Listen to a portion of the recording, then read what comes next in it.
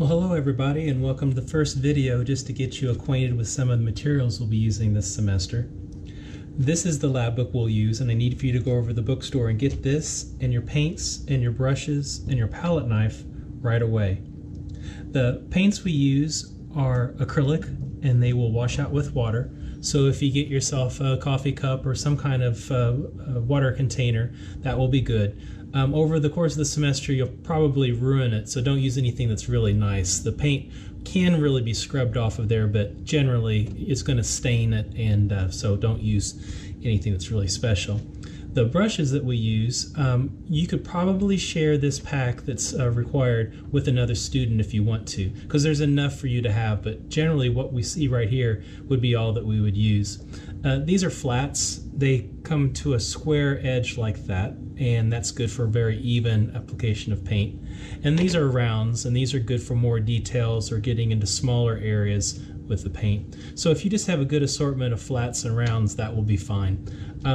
The paints are very specific, and I do want you to get exactly the paints that I'm asking for. So we've got a carbon black, we've got a titanium white, and then in the colors we have Hansa yellow light, we have a magenta, and we have a cyan. So these you need to get. If they don't have these, don't substitute them. We'll figure out a way that you can wait and still be able to be productive in the class until they can get these ordered in. So these are the 5 that you'll want to get. The other tool that we'll use is a palette knife. And a palette knife allows you to mix the colors. So in our lab book here, this happens to be a student's lab book that was left, and so I'm going to use this as an example. What happens is on the left-hand side of each page, there's very slick paper, and it doesn't absorb the water or the paint. And so this will stay live. I call the paint live when it's still workable.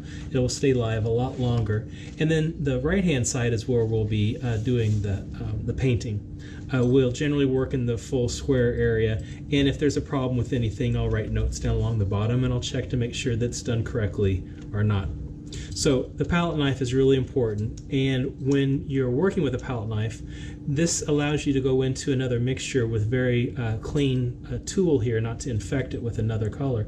So another thing for you to have that you can get on your own is just like a rag to clean your palette knife off when you're finished. This is also good for when you've rinsed out your brush to be able to dry that off on it. So what I'd like for you to get right away is this lab book, this palette knife, the paints, the brushes. Get yourself a water container, get yourself a rag, and just a pencil to draw with, and that's just about all that we'll be needing for this class. All right, stay tuned for our next video coming up.